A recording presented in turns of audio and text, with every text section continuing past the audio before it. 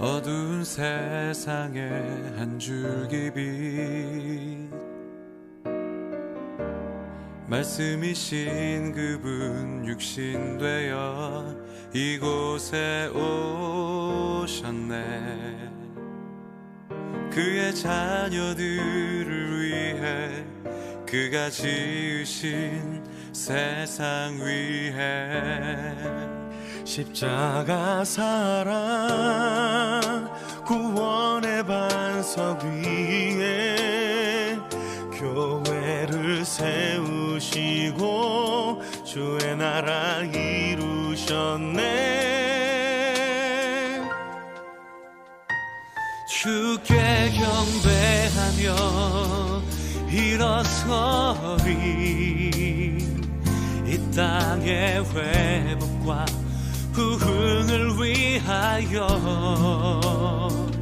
주께서 승리하신 이 나라 우리를 통해 다시 세우시리라.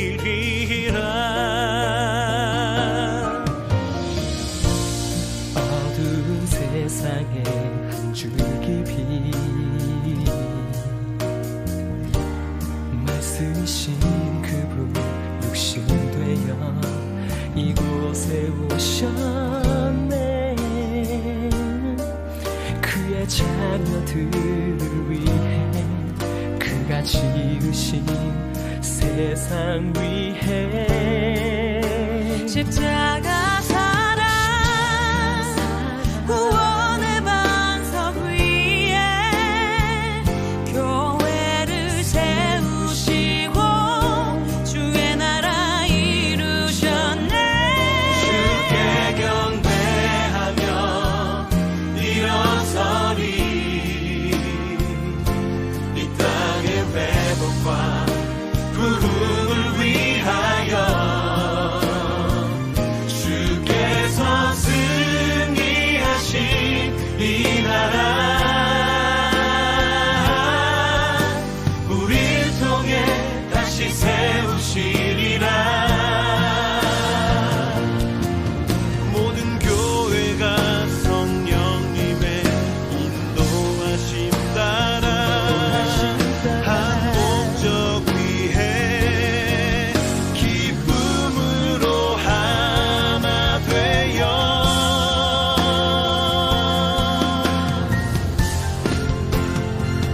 주께 경배하며 일어서리.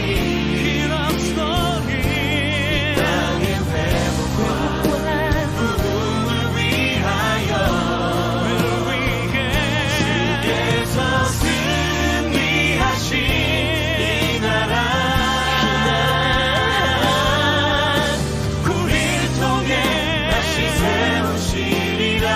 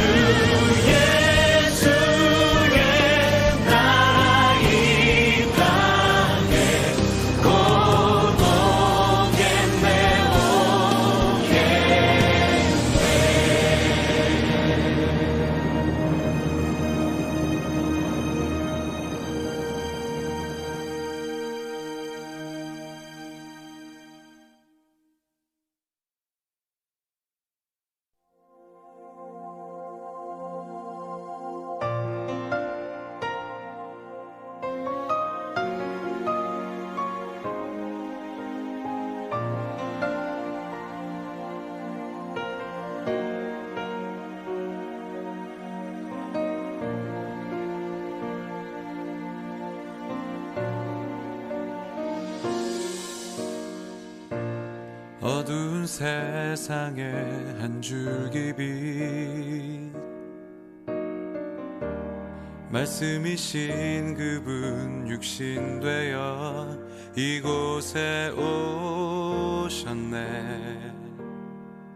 그의 자녀들을 위해 그가 지으신 세상 위에 십자가 사랑 구원의 반석 위에 교회를 세우시고 주의 나라 이루셨네. 주께 경배하며 일어서리. 이 땅의 회복과 부흥을 위하여 주께서 승리하신 이 나라 우리를 통해 다시 세우시리라.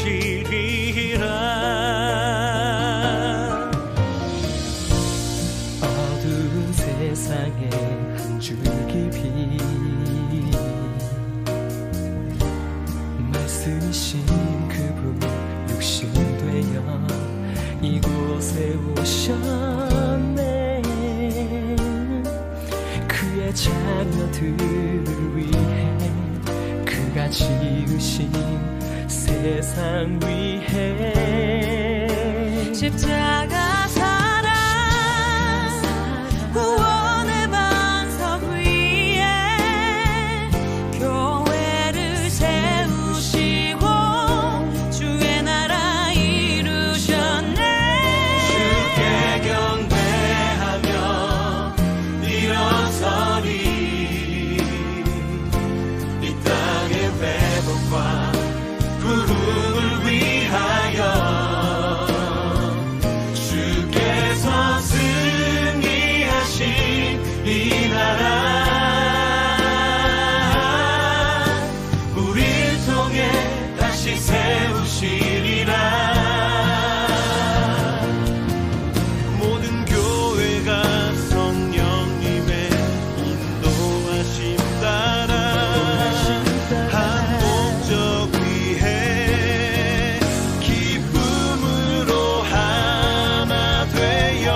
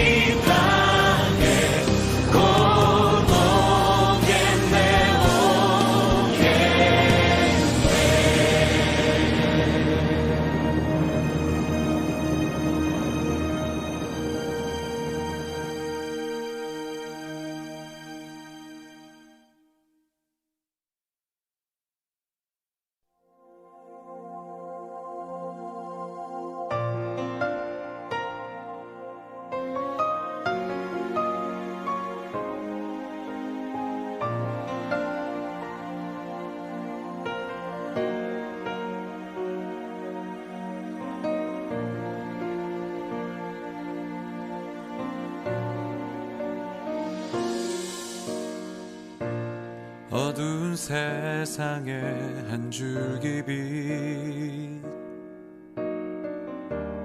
말씀이신 그분 육신 되어 이곳에 오셨네.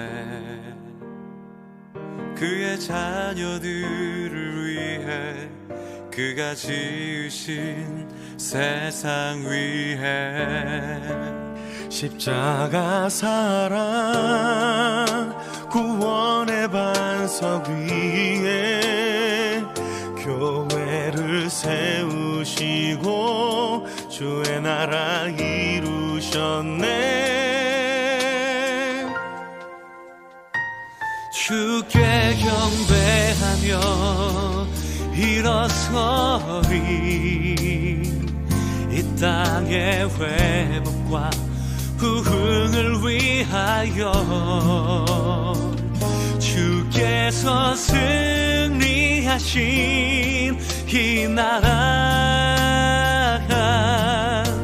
우리를 통해 다시 세우시리라.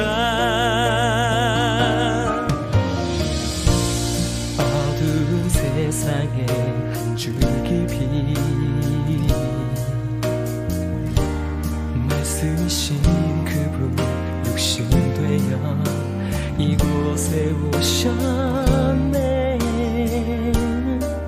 그의 자녀들을 위해 그가 지으신 세상 위에 십자가 사랑 구원의 반석 위에 교회를 세우시고 주의 나라 이루셨네. 주께 경배하며 일어서리 이 땅의 회복과 부흥을 위하여 주께서 승리하신 이 나라 우리를 통해 다시 세우시리라. 모든 교회가 성령님의 인도하심 따라 한 목적 위해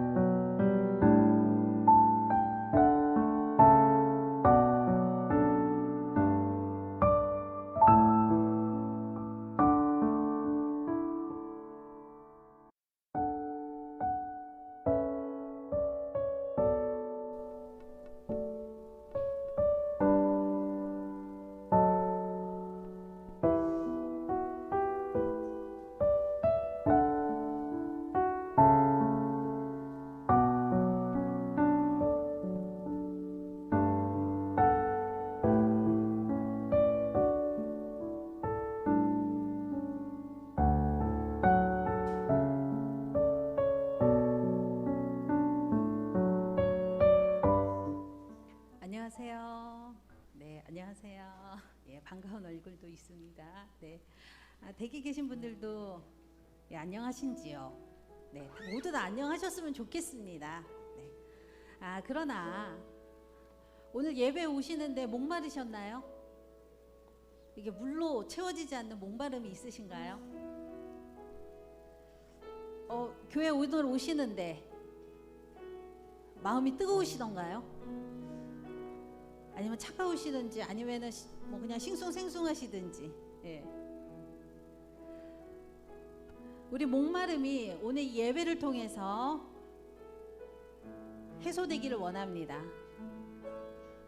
우리의 밋밋한 마음이, 우리 무감각한 마음이 불을 내려받아 뜨거워지기를 원합니다. 예, 제가 기도함으로 시작하도록 하겠습니다. 할렐루야. 은혜로우신 하나님, 성령의 단비를 내려 주시옵소서. 살아계신 하나님, 불을 내려 주셔서 우리를 뜨겁게 하시옵소서. 더 이상의 물러남이 아니라 거룩하고자 할 수 있게 도와주시고 예수님을 전하고자 할 수 있도록 주여 축복하여 주시옵소서. 그리 일하실 하나님을 바라보며 기대하며 예수님 이름으로 기도드립니다. 아멘. 우리 모두 다 함께 일어나서 서로를 축복하도록 하겠습니다.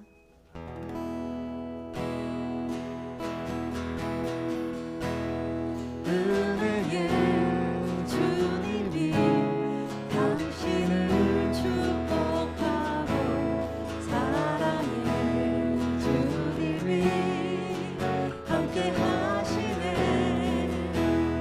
은혜의 주님이 당신을 축복하고 사랑의 주님이 함께 하시네.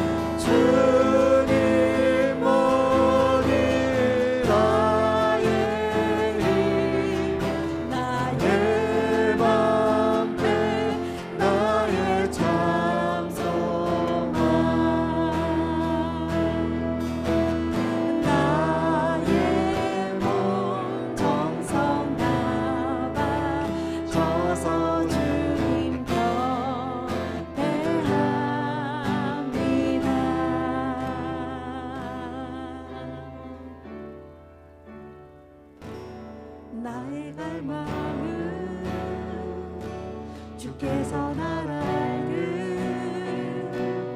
나도 주님을 온전히 아는 것 나의 갈망은 주 날 사랑하듯 나도 주님을 사랑하는 것 나의 갈망은 주께서 날 알듯 나도 주님을 온전히 아는 것 나의 갈망은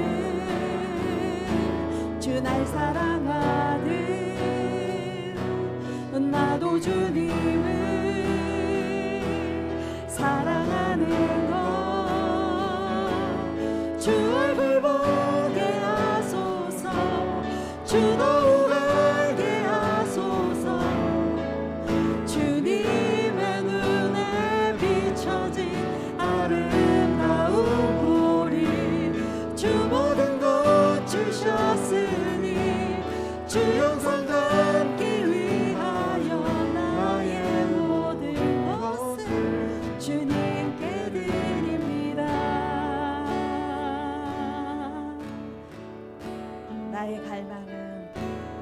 나의 갈망은 주께서 날 알듯 나도 주님을 온전히 아는 것 나의 갈망은 주 날 사랑하듯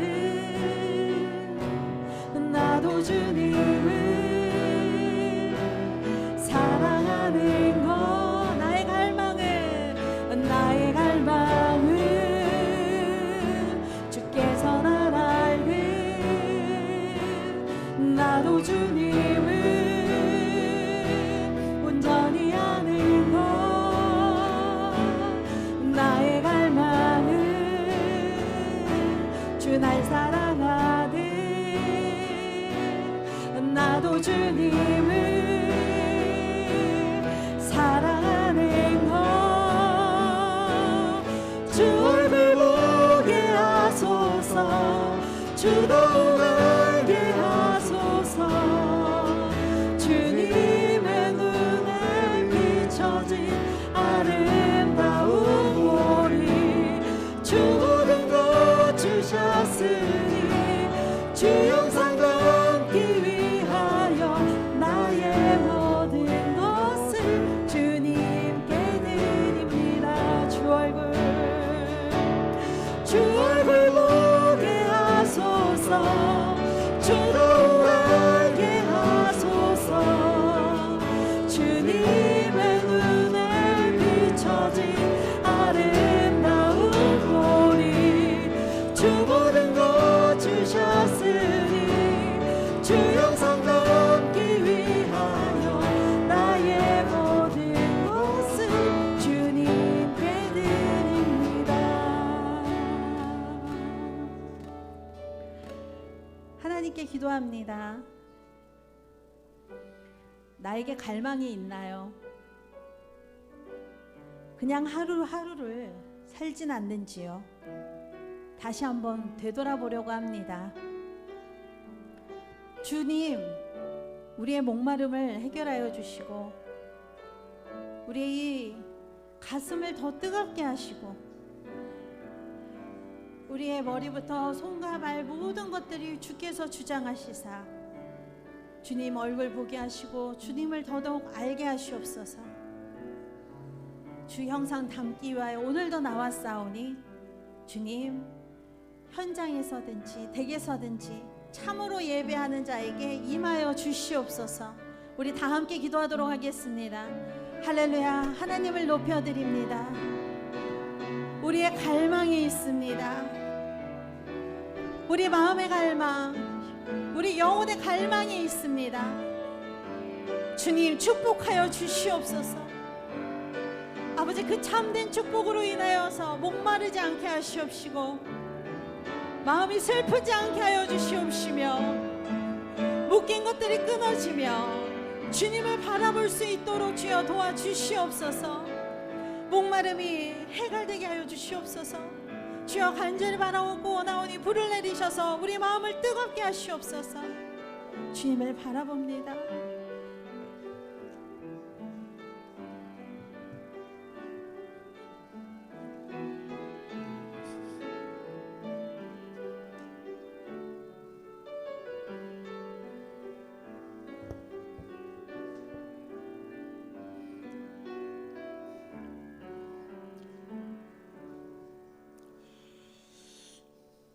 내 영혼은 여호와를 기다리며 주의 말씀을 바라는도다.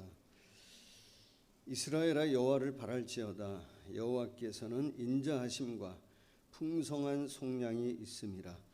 그가 이스라엘을 그의 모든 죄악에서 속량하시리로다. 하나님은 영이시니 예배하는 자가 신령과 진정으로 예배할지니라. 아멘. 나는 전능하신 아버지의 하나님 천지의 창조주를 믿습니다. 나는 그의 유일하신 아들 우리 주 예수 그리스도를 믿습니다.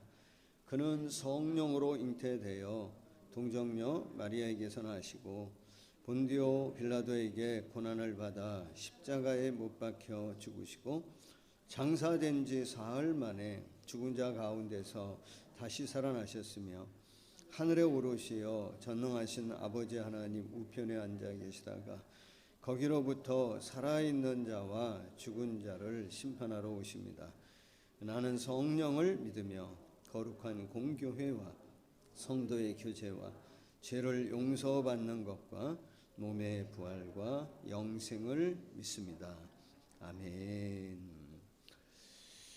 교동문 75번 말씀을 우리 함께 교독하겠습니다. 교동문 75번 마태복음 6장 말씀입니다.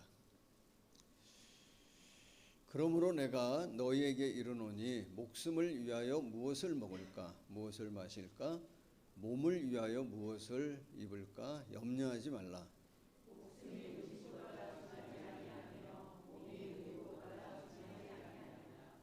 공중의 새를 보라. 심지도 않고 거두지도 않고 창고에 모아들이지도 아니하되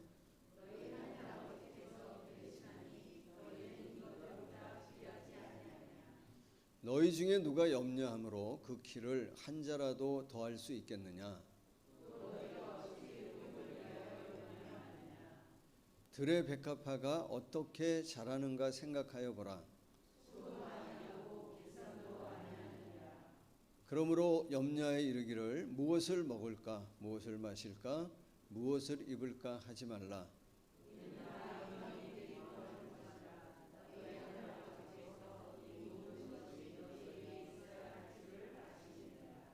그런즉 너희는 먼저 그의 나라와 그의 의를 구하라. 그리하면 이 모든 것을 너희에게 더하시리라. 아멘.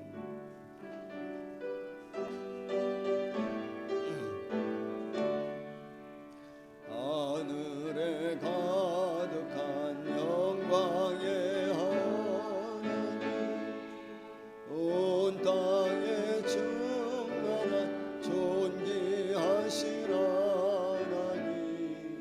생명과 빛으로 지혜와 권능을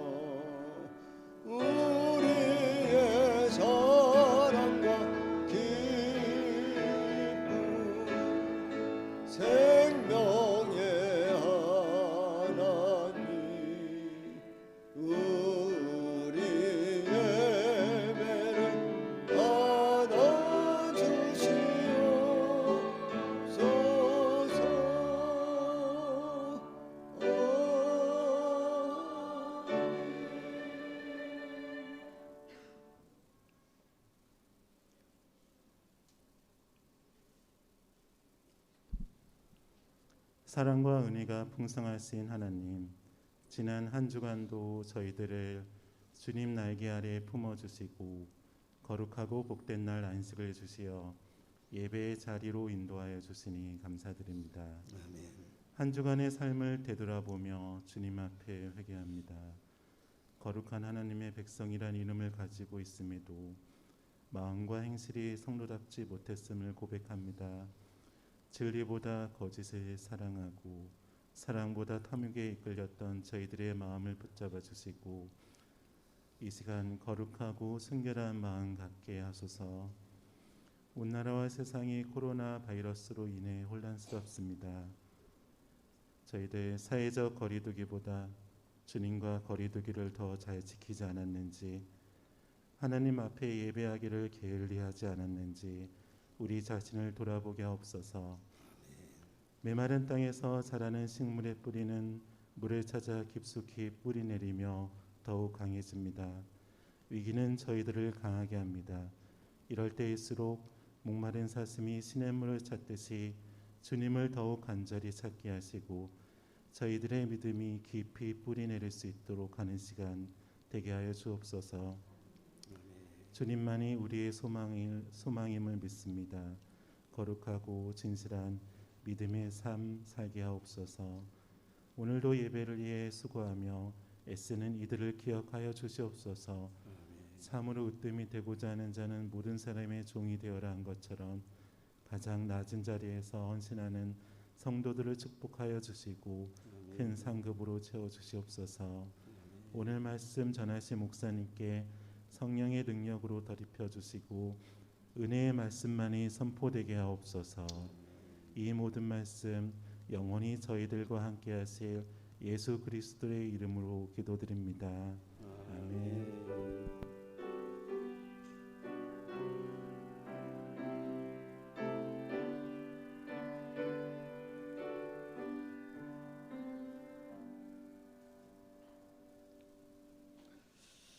오늘 여러분과 함께 나눌 말씀은 에베소서 신약성경 에베소서 1장 3절로 6절 말씀입니다. 에베소서 1장 3절로 6절의 말씀을 우리 가정에서도 또 여기 지금 교회 안에서 예배하시는 우리 성도님들도 같이 우리 한 목소리로 천천히 함께 합독하려고 합니다. 성경 갖고 계신 분들은 다 찾아보시면 좋을 것 같습니다. 에베소서 1장 3절로 6절입니다. 시작. 찬송하리로다 하나님 곧 우리 주 예수 그리스도의 아버지께서 그리스도 안에서 하늘에 속한 모든 신령한 복을 우리에게 주시되 고 창세 전에 그리스도 안에서 우리를 택하사 우리로 사랑 안에서 그 앞에 거룩하고 흠이 없게 하시려고 그 기쁘신 뜻대로 우리를 예정하사 예수 그리스도로 말미암아 자기의 아들들이 되게 하셨으니 이는 그가 사랑하시는 자 안에서 우리에게 거저 주시는 바 그의 은혜의 영광을 찬송하게 하려는 것이라. 아멘. 자, 한번 교제합니다. 사랑하고 축복합니다. 가정에서도 가족 간에 우리 교제합니다. 예, 사랑하고 축복합니다.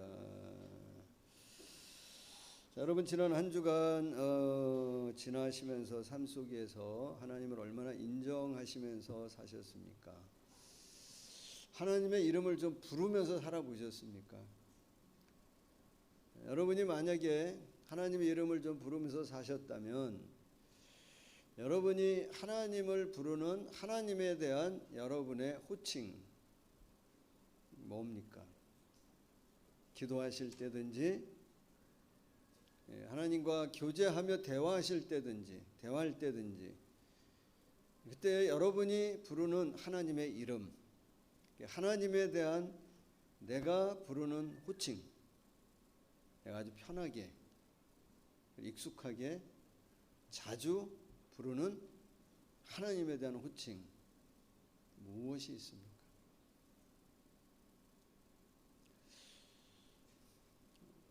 잘 불러봤다는 지금 표정이신 것 같은데 한번 생각해 보세요. 참 하나님에 대한 내 호칭이 뭐가 있는지.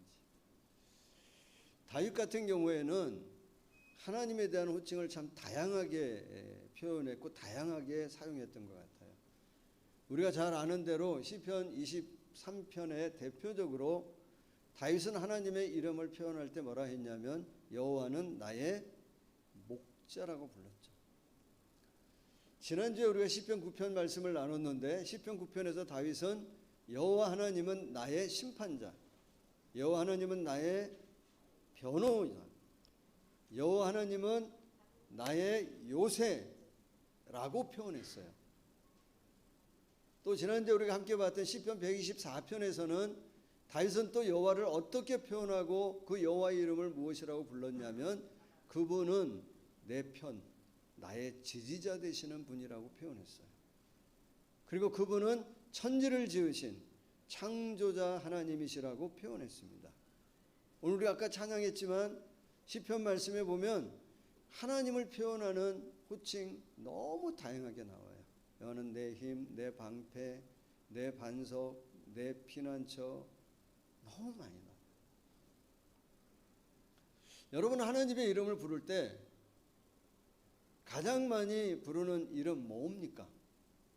무엇이죠? 여러분 예수님께서는 하나님을 부르실 때 뭐라고 부르셨어요? 하나님에 대한 예수님의 호칭 뭐라고 불렀죠? 거의 유일하게 예수님은 하나님을 부를 때 뭐라고 부르셨냐면 아버지라고 불렀어요.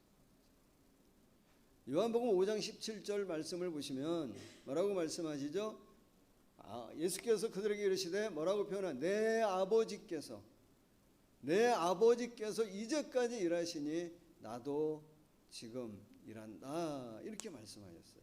하나님을 부르시는데 뭐라고 표현하셨냐면 내 아버지라고 불렀어요. 그래서 하나님을 내 아버지라고 부르는 것으로 인해 그때부터 유대 종교 지도자들로부터 어떤 공격을 받았냐면 하나님에 대한 신성 모독한다고 공격을 받고 핍박을 받기 시작했어요. 그렇게 많은 공격을 받았음에도 불구하고 예수님은 하나님을 아버지라고 부르는 것에 주저하지 않았습니다. 포기하지 않았습니다. 시편 요한복음 17장 말씀이 제자들을 위해 예수님께서 마지막으로 중보하는 기도 장면이신데 요한복음 17장은 26절까지 나와요. 26절까지 있습니다. 중요한 건 아닙니다. 저도 몰랐는데 이제 말씀 나누기 위해 어제 찾아서 확인해 본 거예요. 26절, 그러니까 1절부터 26절까지 제자들을 위해 예수님께서 마음을 다하여 기도하는데 그때 예수님이 하나님에 대해서 사용했던 호칭 아버지라고 하는 호칭이 몇 번 나올 것 같아요. 아버지, 내 아버지. 이 아버지에 대한 호칭이 하나님에 대한 이 아버지라고 하는 호칭이 요한복음 17장 기도하는 장면의 26절 중에 몇 번 나올 것 같아요. 26번보다 많다, 26번보다 적다. 어느 것 같아요? 우리 부인 아내는 웃어요. 눈치가 있어가지고 벌써 뭐 한 거죠? 26회보다 훨씬 많아요. 나중에 시간 되시면 한번 찾아보세요.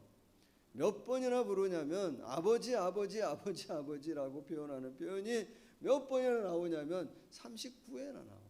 39회. 아버지요. 아버지께서 내 안에 내가 아버지 안에 있는 것 같이 저들도 아버지 안에 있게 해주십시오. 아버지. 39회나 하나님의 이름을 아버지라고 불러요. 더 중요하고 더 놀라운 거는 하나님에 대한 호칭을 아버지라고 부르는데 그 예수님께서 뭐라고 말씀하셨냐면 제자들에게 가르치실 때에도 하나님에 대한 호칭을 뭐로 부르라고 가르치시냐면 아버지라고 부르도록 가르치세요. 마태복음 6장 말씀을 보면 제자들에게 주님 그 기도를 가르칠 때에 뭐라고 얘기하시냐면 너희는 이렇게 기도하라 하고 하늘에 계신 내 아버지 이렇게 표현하지 않으셨어요. 하늘에 계신 뭐라고 표현했냐면 우리 아버지라고 표현했어요. 우리 아버지라고 하는 건 어떤 의미겠어요? 내 아버지가 너의 아버지도 된다는 거잖아요. 우리 아버지. 그리고 여러분 마태복음 6장 말씀도 나중에 또 한번 읽어보세요. 거기에 보면 아버지라고 하는 표현이 호칭이 몇 번이나 나오냐면 11회 나와요. 그런데 하나 특징이 있는데 뭐냐면 마태복음 6장에 나오는 아버지의 호칭은 요한복음에서 나오는 아버지의 호칭과 다르게 그 아버지라고 하는 호칭을 예수님이 내 아버지라고 표현하는 게 아니라 마태복음 6장을 보시면 다 뭐라고 표현하냐면 너의 아버지. 내 아버지가 아니라 너희의 아버지. 너의 아버지, 너희의 아버지라고 하고 그렇게 하나님의 이름을 가르치세요. 너의 아버지가, 너의 아버지께서 너희에게 모든 것을 갚으실 거야. 너희의 아버지께서 너희가 무엇이 필요한 줄을 너희의 아버지께서 다 아셔. 너희의 아버지께서 너희에게 이 모든 것을 더해 주실 거야. 너의 아버지, 너희의 아버지라고 말씀하세요.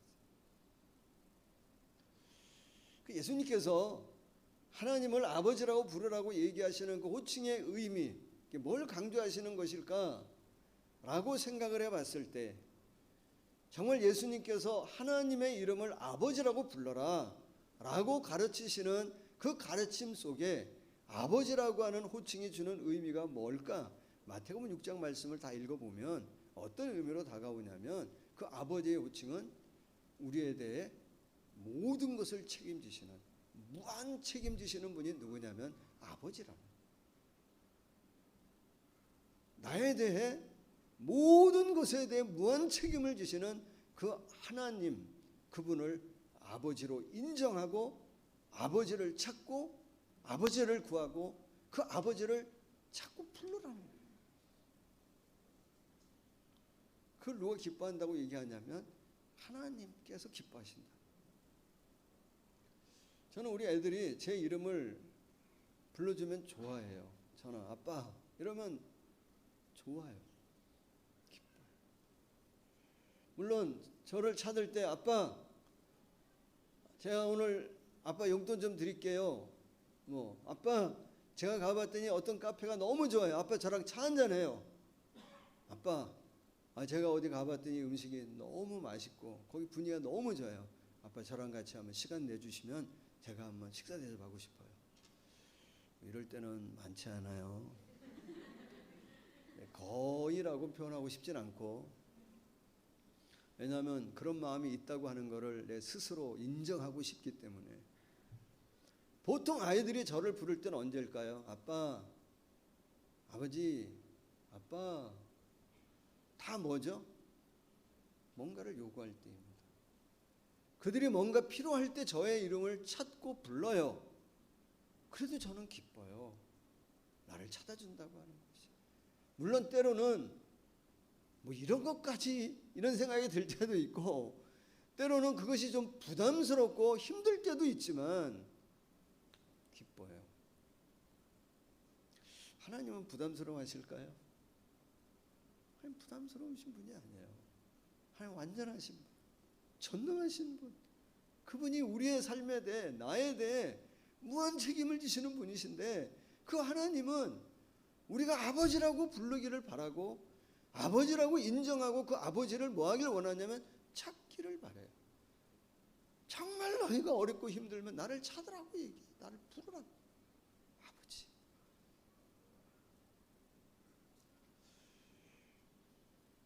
여러분 얼마나 좀 불러보셨어요? 여러분 예수님은 하나님을 아버지라고 부를 것을 가르치셨어요. 그 전능하신 하나님이 나와 어떤 관계에 있는 분인지 아버지라고 하는 호칭을 통해서 우리에게 말씀해 주셨어요. 얼마나 그 하나님의 이름을 아버지라고 불러보셨습니까? 그리고 아버지라고 한 그 호칭이 여러분에게 얼마나 익숙하세요? 얼마나 편안하세요?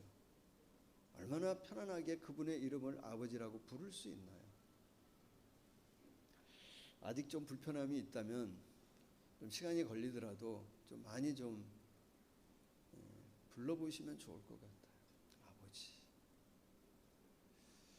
오늘 제가 여러분과 나누고 싶은 것은 하나님 아버지께서, 하나님께서 내 천부 되신 하늘 아버지이신 그 아버지께서 우리를 위해, 더 구체적으로는 우리의 구원을 위해 어떤 일을 하셨는지를 좀 보면서 그 하나님의 호칭 아버지라고 하는 그 호칭을 우리에게 주신 것이 얼마나 큰 특권이고 얼마나 큰 축복인지에 대해서 여러분과 좀 나누고 싶어요. 저는 에베소서 하면 에베소서에 대한 선입견, 제가 갖고 있는 어떤 선제적인 이미지는 뭐냐면 좀 어렵다는 거예요. 왜 어렵다고 하는 생각을 제가 좀 갖냐면 아주 오래전에 저 호계동에 있을 때 에베소 말씀을 에베소 학교라 해가지고 4주간 6주하면 성경 공부한 적이 있는데 그때 너무 힘들었어요. 제가 준비도 좀 덜 돼서 그렇기도 하고, 이 하나님 말씀이 에베소가 6장밖에 없지만 이 안에 갖고 있는 주제가 너무 다양해요. 사실은 정말 다양해요.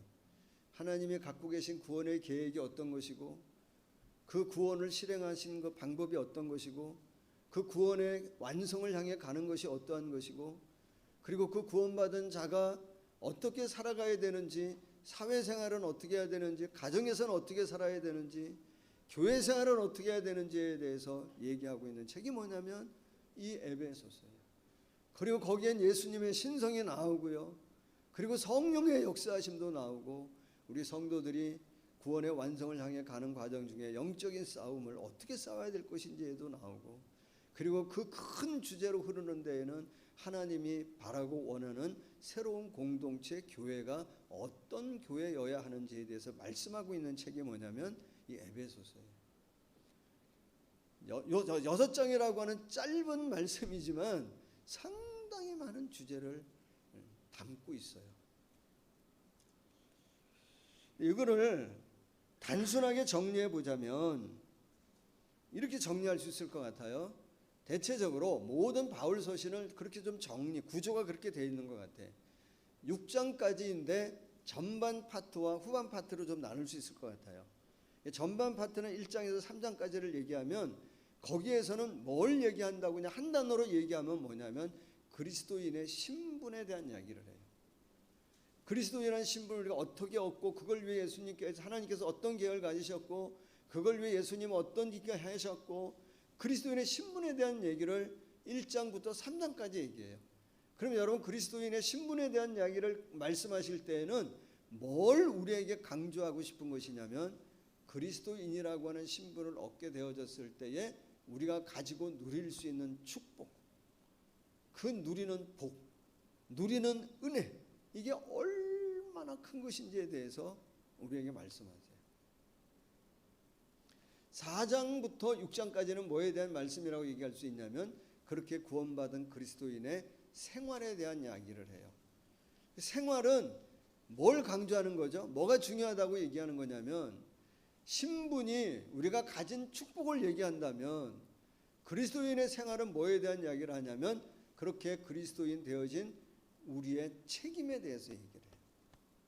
가정에서의 그리스도인의 책임, 사회에서의 책임, 교회에서의 책임을 얘기해요. 죄에 관해서는 뭐라고 얘기하냐면 신분에서는 죄는 뭐죠? 죄로부터 우리가 뭐 하게 된다는 거 얘기하냐면 자유함을 얻어요. 그 자유함을 얻는다고 하는 게 어떤 의미냐면 죄의 영향력에서 우리가 완전히 벗어난다고 하는 말이 아니고 죄의 심판과 저주와 진노로부터 우리는 예수 그리스도 십자가의 보혈의 은혜로 다 뭐하냐면 용서받았다는 거예요. 그래서 죄의 심판과 저주와 진노로부터 우리는 뭐하게 된다는 것이냐면 그 예수 그리스도를 믿을 때 자유함을 얻는다는 거예요.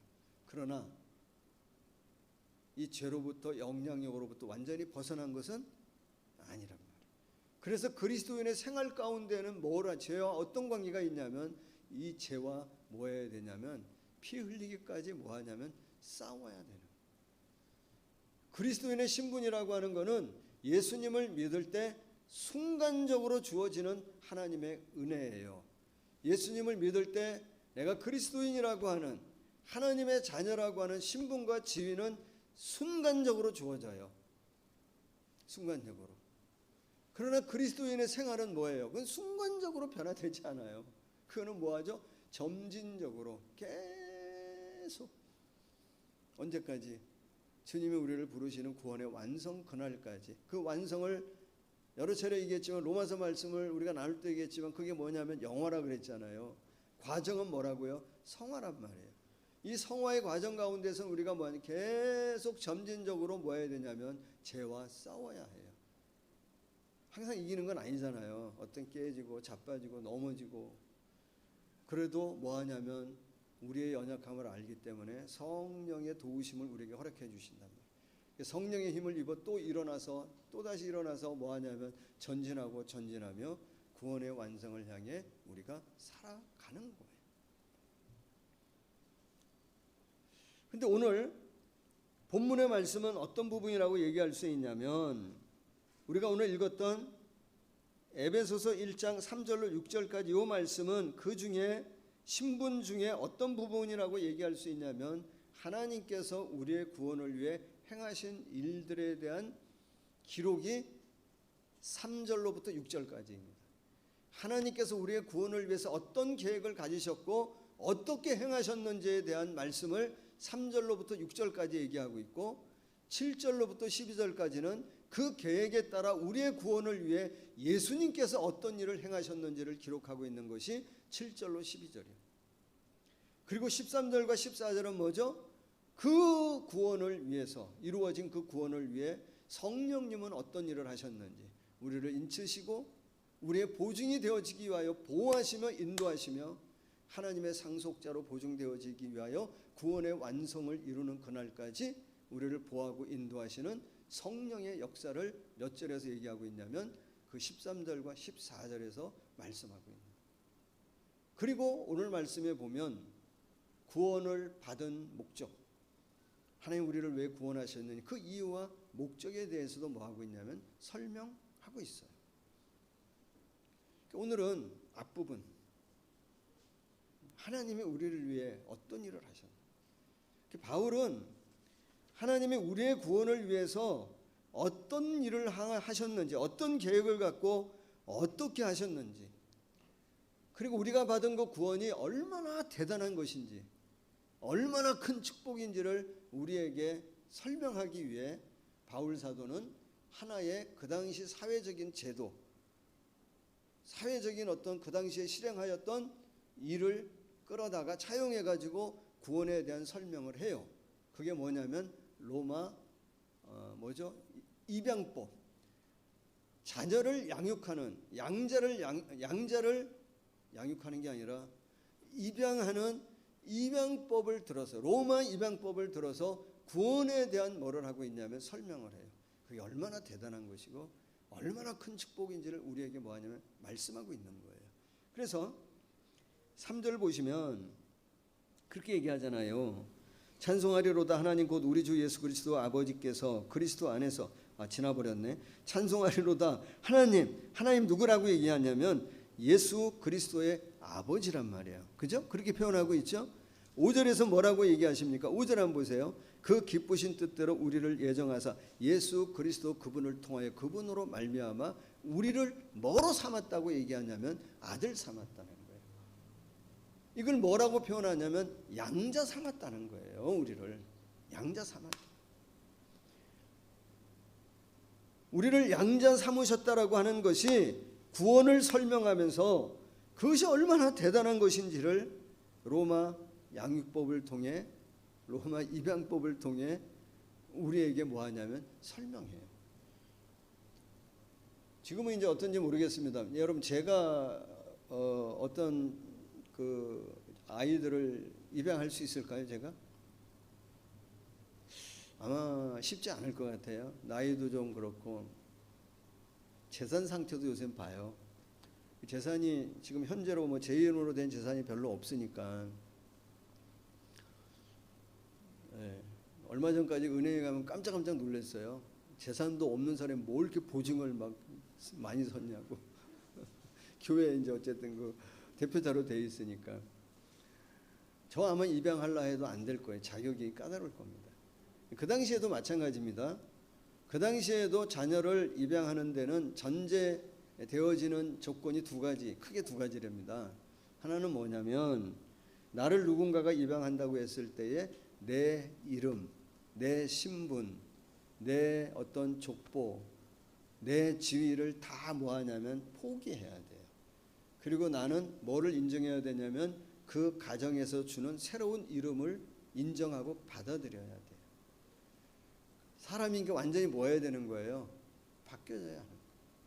내가 어떤 문화 속에 있었든지 간에 이제는 그 가정의 문화에 내가 뭐 하냐면 순종하고 그 문화에 따라야 할 것을 뭐 하냐면 인정하고 동의할 때 내가 뭐 할 수 있냐면 양자 되어질 수 있는. 또 하나는 더 중요한 거는 뭐냐면 나를 입양하려고 하는 그 부모가 자기가 갖고 있는 모든 소유에 대해서, 자기가 갖고 있는 모든 재산에 대해서 입양하는 이 자녀에게 나중에 줄 것에 대한 그 소유권에 대한 이양할 것에 대한 그거를 뭐 해야 되냐면 인정해야 되는 거예요. 그게 전제되지 않고는 뭐가 성립이 되어지지 않냐면 입양이 성립되어지지 않는 거예요. 바울은 그 제도를 통해서 하나님이 우리를 구원하셨다고 하는 것이 얼마나 대단한 것인지를 설명하고 싶은 거예요. 우리로 지금 적용하면 이름 바꿨나요? 바뀌어졌나요? 우리가 이름을 얻었나요? 얻었죠. 예수를 믿을 때 우리에게는 그리스도인이라고 하는 너무나 귀한 이름을 우리에게 부여하잖아요. 그리스도. 에베소 말씀에 보면 사단의 종, 어둠의 자녀였던 우리가 예수님을 믿고 받아들일 때 뭐 하는 것이죠? 하나님의 자녀라고 하는 호칭을 우리가 부여받는 거예요. 그럼 우리가 어떻게 해야 되는 거예요? 어떤 결단과 어떤 노력을 해야 되는 거예요? 예전에 그 문화에, 세상 문화에 젖어서 살았던 그 삶의 가치나 정체나 태도나 그 모든 것들을 가능한 뭐 해야 되냐? 버리고 뭐 해야 되는 거죠? 새 사람. 이젠 그리스도인이라고 하는 이름에 걸맞는 삶을 살기 위해 내가 뭐 해야 하냐면 노력하고 헌신하고 애써야 돼. 또 하나 중요한 게 주어졌는데 우리를 양자로 받아들이시는 하나님께서 당신의 모든 소유에 대해서, 당신의 모든 권리에 대해서 누구에게 다 물려주시기로 약속하셨냐면 우리에게 다 물려주시기로 약속하셨다.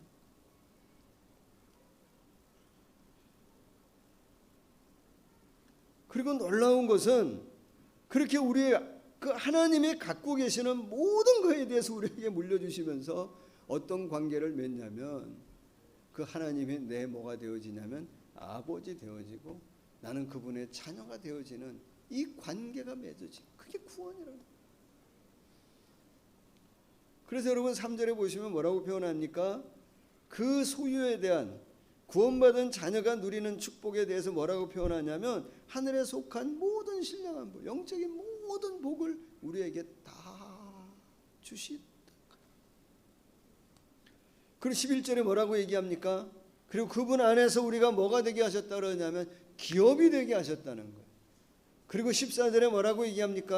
성령님을 통해 기업의 보증이 되어지도록 우리를 계속 보호하고 인도하신다는 거예요. 그게 구원이라는 거예요. 요한복음 1장 12절에서는 그 구원받은 자가 누리는 축복, 구원받은 자들이 누리는 하나님이 우리에게 주신 그 고난에 대해서 뭐라고 표현하는 거예요? 영접하는 자, 곧 그 이름을 믿는 자들에게는 하나님의 자녀가 되는 뭐라고요? 권세를 주신다. 우리가 갈라디아서 4장 말씀도 한번 보겠습니다. 갈라디아 4장에 보면 바울은 또 이렇게 표현합니다. 4장 4절, 4장 5절, 4장 5절에 보면 뭐라고 얘기하죠? 율법 아래에 있는 자들을 속량하시고, 속량하신 이유가 뭐냐면 우리로 뭐의 명분을, 아들의 명분, 아들의 지위, 아들의 권한을 얻게 하기 위해 그러셨다는 거예요. 6절, 너희가 이제는 뭐이므로? 하나님의 아들이므로 하나님이 그 아들의 영을 우리 마음 가운데 부어서 뭐라고 부르게 하셨다 그러냐면 아빠, 아버지라고 부릅니다. 여기 보면 예전에는 아바 아버지라고 표현해요. 이제 아빠 아버지라고 표현하고 있는 게 뭐냐면 헬라 의미상 이거는 나이 먹은 사람이 아버님 이렇게 부르는 게 아니고 어린 자녀가 아빠 아빠라고 부르는 것 같은 친밀한 관계 속에 있다는 거예요. 여러분 하나님을 아버님 이렇게 부르시면 안 돼요. 그 시아버님 부를 때, 시아버지 부를 때 우리 며느리는 저보고 아빠라고 할 때도 있는 것 같아. 그랬나? 확인해보고 아빠라고 불렀으면 용돈 줘야 되겠네. 아버님이 아니라 하나님 뭐라고 해요? 아빠. 7절 뭐라고 말씀하시죠? 그러므로 내가 이후로는 뭐가 아니요? 종이 아니요? 아들이니 아들이면 당연히 하나님으로 말미암아 그 예수 그리스도를 통해 유업을 받을 자라는 겁니다. 그걸 알아야 돼요. 그런데 여러분 1절 말씀을 한번 보여주세요. 갈라디아서 4장 1절에 앞에 이제 가서 보면 내가 또 말하는데 우리가 유업을 이을 자인데 그래서 모든 것의 주인이나 다를 바 없는데 어렸을 동안에는 우리가 뭐처럼 지내냐면 종처럼 지낸다는 거예요. 2절 그 아버지가 정한 때까지는 후견인과 청지기 아래에 있나니 3절 이와 같이 우리도 어렸을 때에 이 세상 우리도 어렸을 때에 이 세상의 어디 아래서 초등학문 아래에 있어서 무슨 노릇하냐면 종노릇한다는 거예요. 이게 뭐냐면 우리의 뭐를 얘기하는 거죠? 영적 상태를 얘기해요. 우리가 아들이고 하나님의 모든 것을 부여받은 축복과 권한과 모든 것을 가지고 있는데 그 하나님을 아직 다 알지 못하기 때문에 어린 아이와 같이 세상의 초등학문, 세상의 지식의 지배를 당하여 아직도 뭐처럼 살 때가 많이 있냐면 종처럼 살아간다는 거예요. 구원받은 자의 축복이 무엇인지를 잘 모른다는 거예요. 제가 어릴 때 이거 비유입니다. 사실이 아니고 이건 비유입니다. 제가 어릴 때 아빠, 엄마 없이 고아로 살았어요.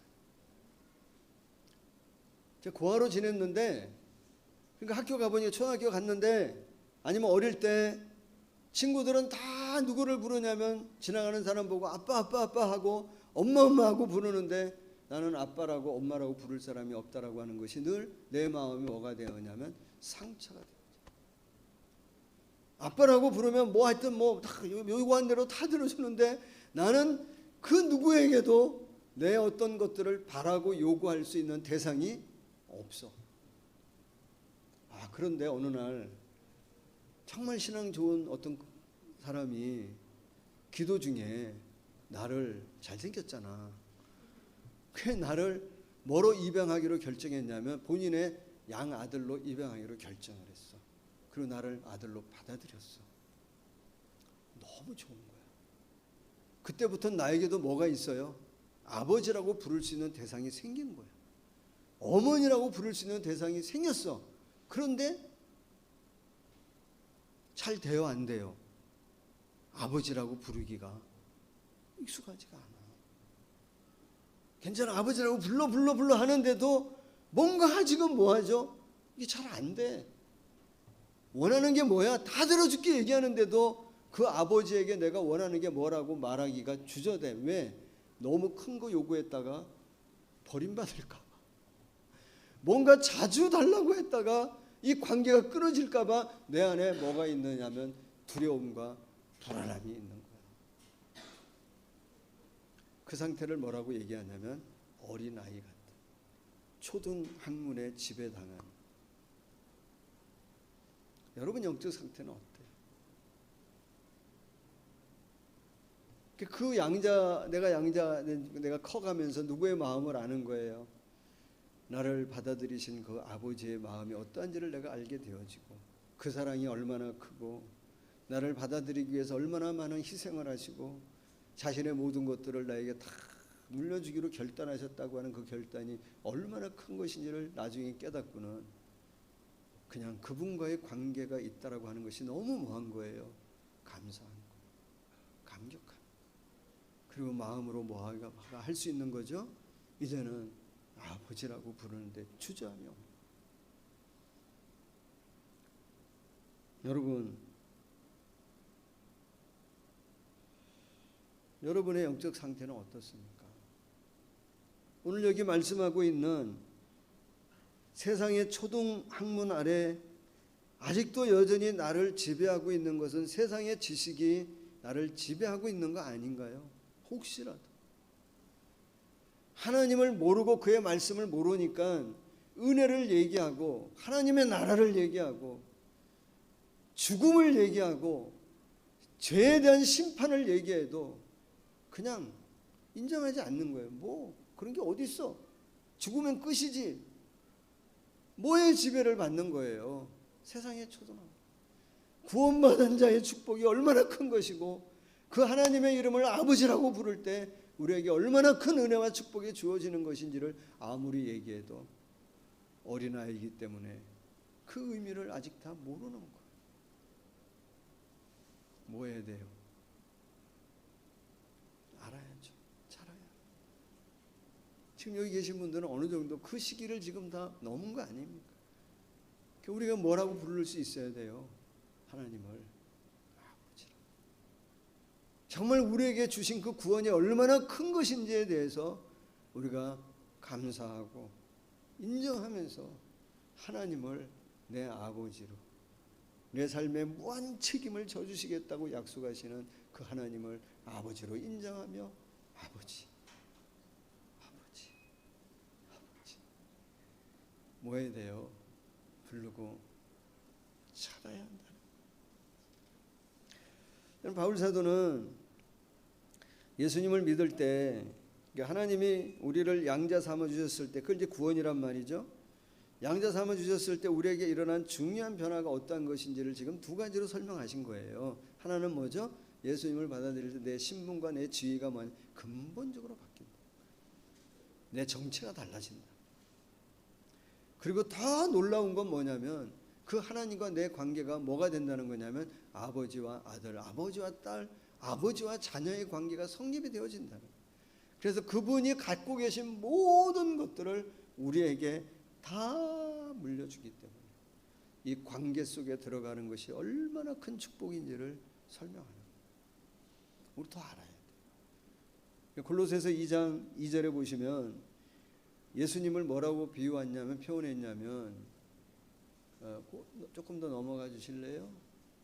예, 하나님의 비밀. 그리스도가 뭐라고 표현했냐면 하나님의 비밀이라. 그리스도를 알면 하나님을 알고 하나님을 알면 알수록 뭐라고 표현하냐면 3절 보여주세요. 그분 안에 지혜와 지식의 모든 보화가 다 감춰져 있다는 거예요. 우리가 예수를 믿고 구원받고 오늘까지 여러분들이 누린 축복이 있다면 그것도 대단한 거지만 사실 그거는 뭐에 불과하다고 얘기할 수 있냐면 시작에 불과한 거예요. 오늘까지 내가 누리고 아는 축복은 어떻게 보면은 빙산의 일각과 같은 거예요. 감춰져 있는 하나님이 우리에게 주시는 신령한 복과 땅에 기름진 복들이 얼마나 많은지 몰라요. 이 구원이 그런 거란 말이에요. 오늘 저와 여러분이 이 구원받은 자의 이 축복을 하나님과의 관계 속에서 더 많이 누릴 수 있는 우리 성도님들이 되시기를 예수님의 이름으로 축복합니다. 그래서 여러분 이 구원받고 거듭난 성도의 삶을 그 삶의 형태를 크게 세 가지로 좀 구분 지을 수 있을 것 같아요. 하나는 어떤 것이냐면 내 구원받았음에도 불구하고 뭐로 살아가는 사람이 있냐면 종으로 살아가는 사람이 있단 말이에요. 아니면 자녀에서 종으로 왔다 갔다 하면서 살아가는 사람들이 있단 말이에요. 그 사람들의 신앙적인 형태, 신앙의 특징은 뭐냐면 정말 감사하고 기뻐서 하나님의 영광과 하나님의 기쁨을 위해 무엇을 하는 것이 아니라 뭐로 하는 게 특징이냐면 두려움으로 하는 게 특징이에요. 내가 죄를 범하면 내 구원이 끝날까 봐 두려워하는 거예요. 내가 뭐를 안 하면 하나님이 나에게 진노할까 봐 두려운 거예요. 반대로 내가 하나님 이런 걸 하면 당연히 뭘 해줘야 된다라고 하는 뭐를 또 갖냐면 기대하는 마음을 또 갖는단 말이에요. 근데 여러분 복음이라고 하는 것은 신앙의 어떤 형태를 우리에게 가르치는 게 아니에요. 복음이라고 하는 것은 이런 거 하는 게 이런 거고 하면 안 되는 거에 대한 윤리적이고 도덕적인 기준을 가르쳐 주는 것이 복음이 아니에요. 복음은 뭐를 가르쳐 주는 거냐면 새로운 사람 되게 가르쳐 주는 게 복음이에요. 어떤 올바른 행위를 한두 개 한다고 그 사람이 올바른 사람이 되는 거는 아니잖아요. 정말 중요한 거는 내가 뭐가 돼야 되는 거죠? 올바른 사람이 되는 거예요. 바른 사람이 되어지면 우리가 뭐가 되어지느냐면 바른 행동을 할 수 있는 거예요.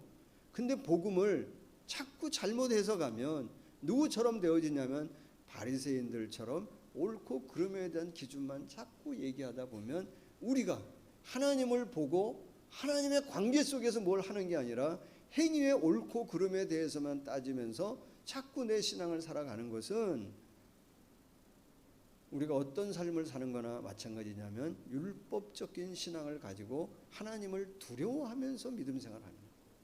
그건 아니에요. 또 하나는 어떤 형태가 있냐면 그 예전에 하나 더 얘기하면 여러분 주일 성수하면 안 하면 돼요, 안 돼요? 주일 성수 해야 되죠. 안 하면 어떻게 될까요? 제가 예전에 이제 섬겼던 교회에서는 이 천국 간증 참 많이 들었어요.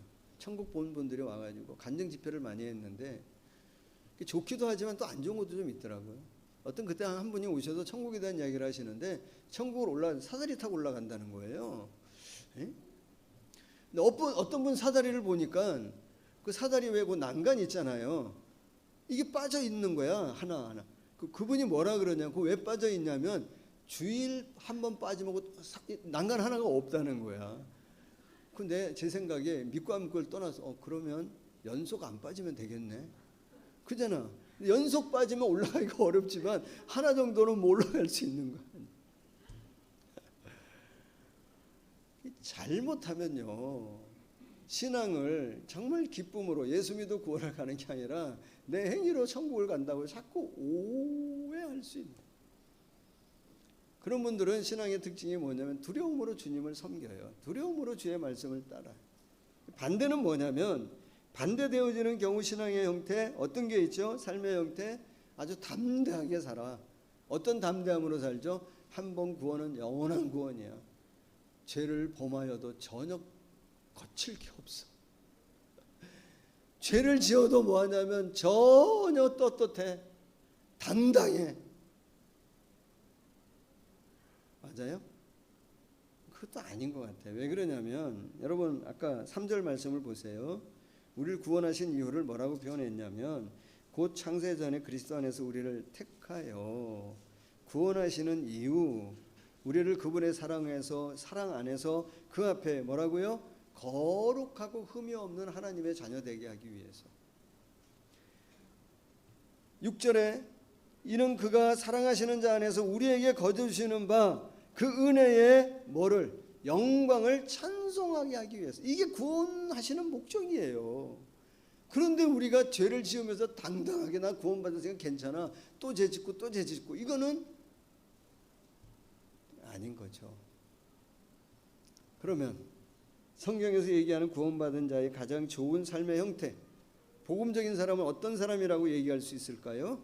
아까도 얘기했지만 죄와 뭐 하는 거예요? 피 흘리기까지 싸우는 겁니다. 내가 하나님의 자녀답게 살기 위해서. 그래서 여러분 여기 말씀에 3절 5절 같은 말씀을 보면 하나님이 우리를 구원하신 거는 그래서 이 세상 가운데에 예수 그리스도를 안 믿고 모르는 사람하고는 좀 다른 삶이 우리한테라도 있어야 된다는 거예요. 하나님의 은혜 가운데 점진적으로 예수 그리스도를 닮아가는 성화의 사람이 되어지도록 우리를 이끌어 가시기를 원하신다. 그럼 우리는 어떻게 해야 될까요? 그 구원의 완성에 참여하기 위해 이 험한, 이 죄 많은 세상 가운데 때로는 넘어지고 뭐 쓰러지고 뭐 이럴 때 있지만 그래도 성령의 도우심 가운데 그 죄를 이기기 위해서 뭐 해야 되냐면 싸우며 살아가야 된다는 거예요. 그거 놓치면 안 된다. 정말 하나님의 자녀답게 죄와 싸우며 하나님 기쁘시게, 하나님 인정하는, 하나님의 영광 되어지게 하는, 하나님 앞에 영광되는 삶을 살도록 우리가 애써야 돼요. 성도 여러분, 율법은 중요하지만 율법 필요 없는 건 아닙니다. 율법이 중요하지만 우리가 뭐가 돼서는 안 되냐면 율법주의자가 돼서는 안 돼요. 율법주의자가 되면 누구에게 가기를 두려워하냐면 문제 있을 때 하나님 앞에 가기를 두려워해요.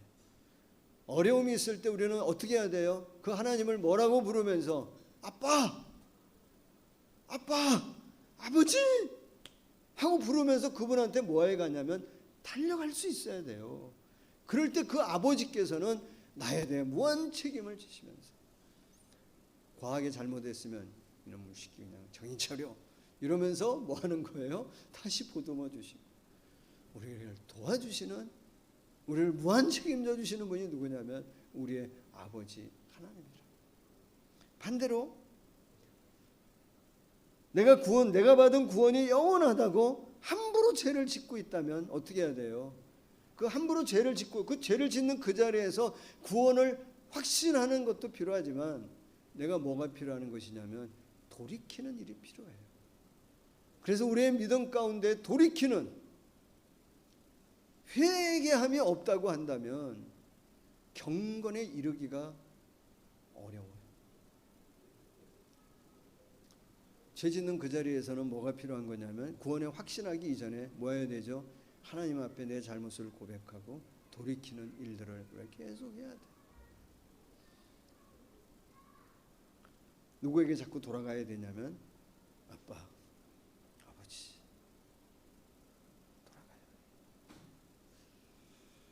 돌아가요. 사랑하는 성도 여러분, 이제 다시 한번 질문하고 이제 마치려고 해요. 하나님을 아버지라고 불러보셨는지요? 하나님을 아버지라고 좀 많이 부르시기를 예수님의 이름으로 축복합니다. 아버지라고 하는 단어가 아버지하고 부르면 어떤 사람에게는 육신의 아버지 때문에 정서적으로 따뜻해지고 마음이 편안해지는 사람이 있는가 하면 어떤 분에게는 그 아버지라고 하는 단어 자체가 상처의 단어일 수도 있어요. 내가 받았던 그 아버지로 인하여 생겼던 어떤 아픔이나 상처가 다시 살아날 수도 있어요. 그분의 책임을 지지 않고 또는 그분의 어떤 잘못된 욕심이나 그분의 어떤 사업의 실패나 그분의 어떤 연약함 때문에 자녀들에게 미친 그 아픔과 상처가 있기 때문에 아버지라고 하는 단어를 부르면 사람마다 그 단어가 주는 어떤 느낌이 다를 수 있어요. 예수님 하시는 말씀은 뭐예요?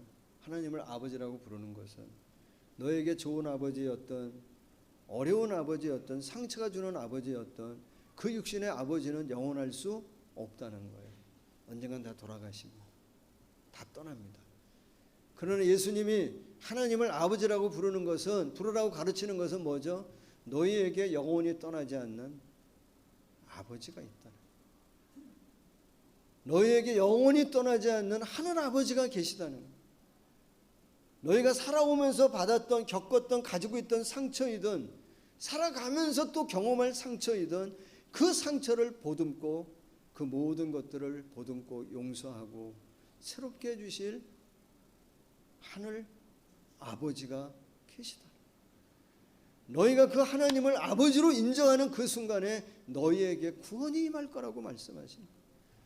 너희가 그 하나님을 아버지라고 부르는 그 순간에 하나님께서 너희 가운데 임재하셔서 너희 안에 있는 상처를 치유하고 회복하고 너희를 두려움으로부터 벗어나게 해주시고 삶의 그 모든 풍랑을 잔잔하게 하실 수 있는 전능하신 하나님이 너희의 아버지 되신다.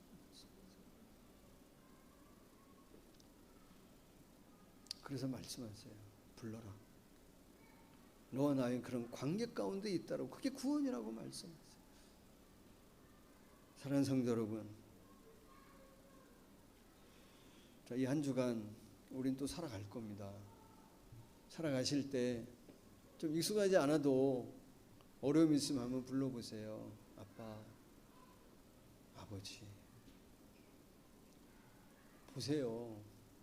우리의 도움이 그분에게서 온다고 하는 사실을 믿고 인정하시면서 그 하나님이 내 아버지의 자격, 내가 자녀 되어지는 그 자격을 내게 주신, 나에 대해 무한 책임져 주시는 나의 아버지가 되어 주시는 그 하나님의 이름을 아버지라고 많이 부르시면서 그 아버지라고 하는 이 귀한 관계를 주신 그 하나님 앞에 우리가 감사하고 그분을 찬양하고 그분을 인정하며 부르며 살아가는 이 한 주간이 되어지기를 예수님의 이름으로 간절히 축복합니다. 기도합니다. 하나님, 감사합니다. 우리에게 주신 이 놀라운 구원, 이 하나님과의 관계, 하나님이 내 아버지 되어지고 내가 그분의 자녀 되어지는, 그래서 하나님을 나의 아버지로, 하늘 아버지로, 아빠, 아버지라고 부를 수 있는 이 귀한 축복을 주셔서 감사합니다. 소망하는 것은 이 한 주간 살아갈 때에도 그 하나님을 아버지라 부르며 그 아버지를 찾고 그 아버지의 이름을 부르며 찬양하며 의지하며 살아가는 우리 모두가 되어지도록 축복하여 주시옵소서. 이 코로나, 이 감염, 이 질병 가운데에 여러 가지 힘들고 어려운 순간이 많이 있을 터인데 그때마다 우리와 함께 하시는 아버지 하나님을 찾으며 이 한 주간도 승리하는 우리 모두가 되어지도록 도우시고 역사하여 주시옵소서. 예수님의 이름으로 기도하옵나이다. 아멘.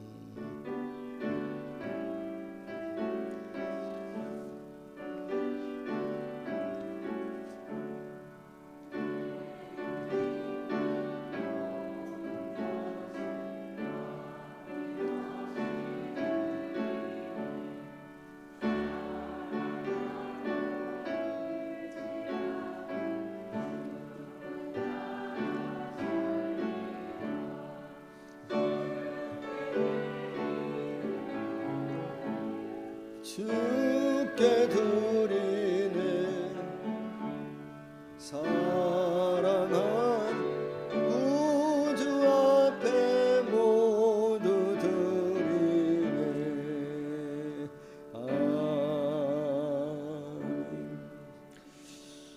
하나님 아버지 아빠 최고이십니다. 감사드립니다. 목광수 사모 감사하셨습니다.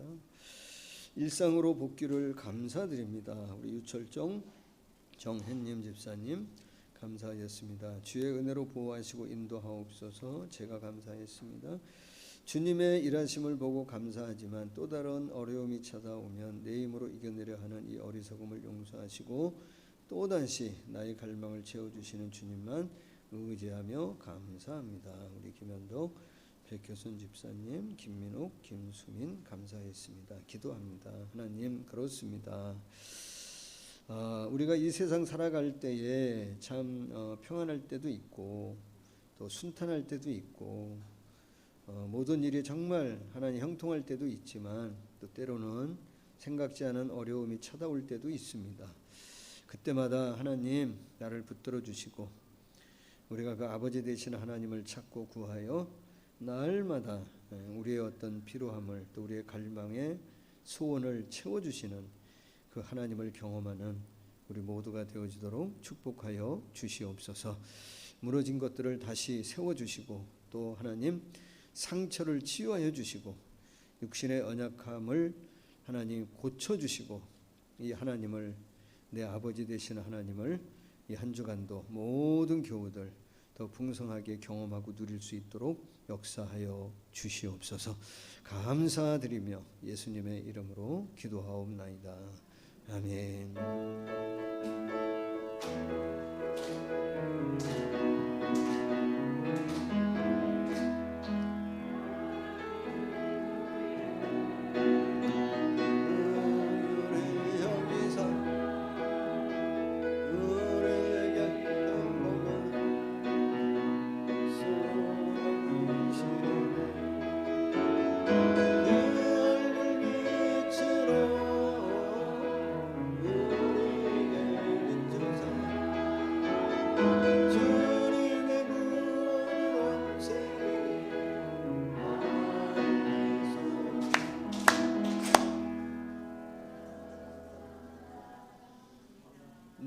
네, 교회 소식 알려드립니다. 네, 예배 시간 참고하시고요. 네,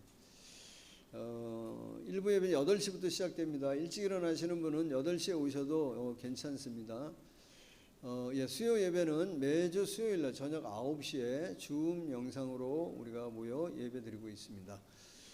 다음 코로나19 확산 방지와 종교를 위해 기도해 주시고 백신 접종 연락 오면 꼭 맞아 주시고 또 우리 미나가 건강한 모습으로 돌아와서 너무 감사하고 그렇습니다.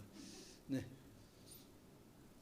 또 다음 주일 대표기도 참고하시기를 바라고요.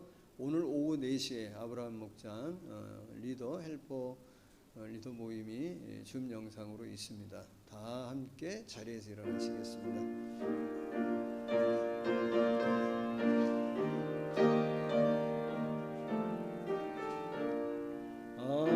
아버지여 이제는 용납하여 주시고 예수님의 이름으로 구원하여 주소서.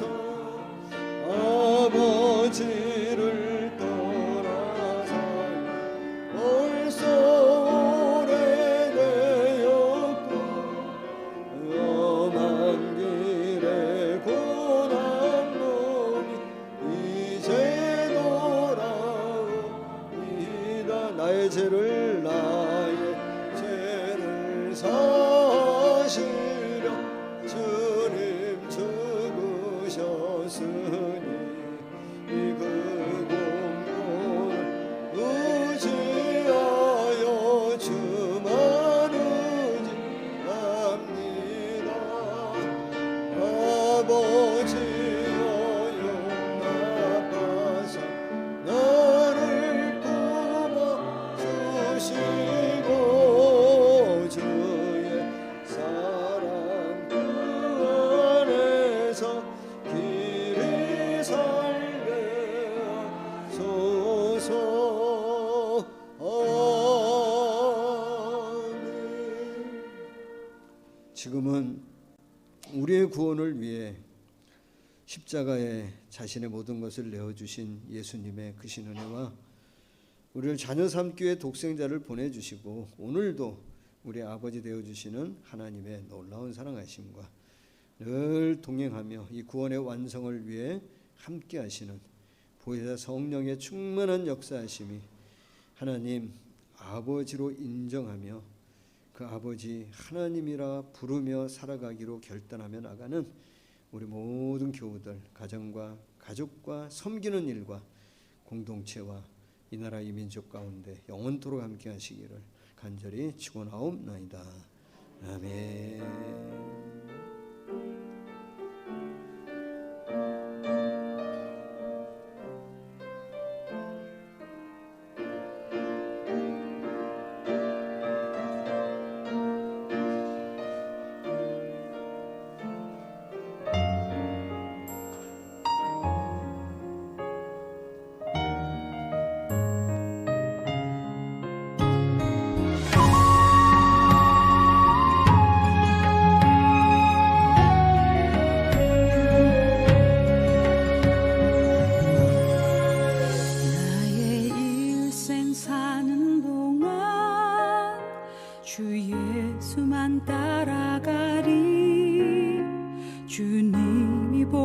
주신 삶 나 그렇게만 살으리.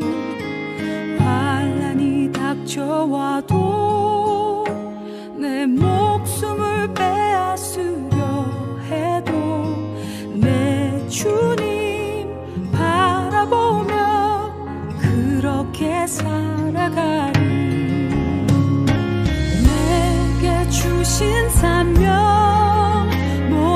마치는 그날까지 멈추지 않으리. 쉬지도 않으리. 내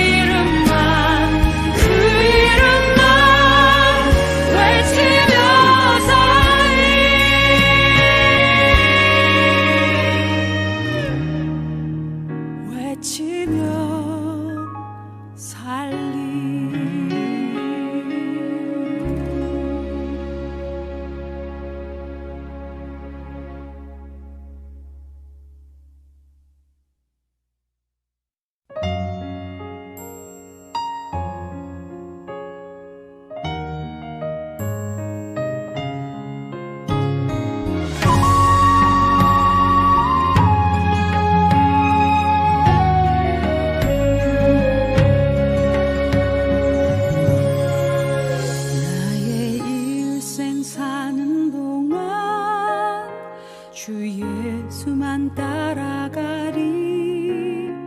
주님이 보여주신 삶 나 그렇게만 살으리. 환난이 닥쳐와도 내 목숨을 빼앗으려 해도 내 주님 바라보며 그렇게 살아가리. 내게 주신 사명 모두 마치는 그날까지 멈추지 않으리. 쉬지